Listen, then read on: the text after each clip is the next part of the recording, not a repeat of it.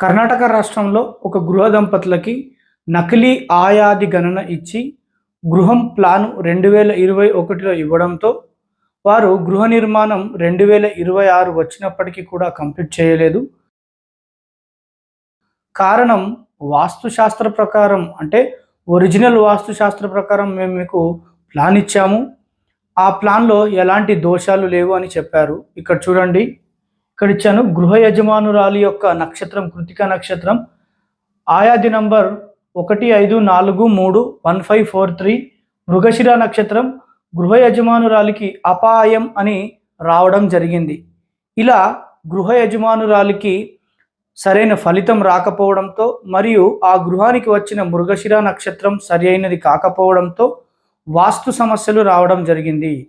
ఈ విధమైన వాస్తు ప్లాన్ని ఆయాది గణనను ఇచ్చి ప్రజల్ని మోసం చేస్తున్నది ఒక హైదరాబాద్ బేస్గా పనిచేస్తున్న ఒక నకిలీ వాస్తు ఛానల్. ప్రజలందరూ కూడా తెలుసుకోండి. ఇలాంటి నకిలీ ఆయాది లెక్కలిచ్చి మిమ్మల్ని మోసం చేసే వాస్తు ఛానళ్ళకి మీరు బుద్ధి చెప్పాలి.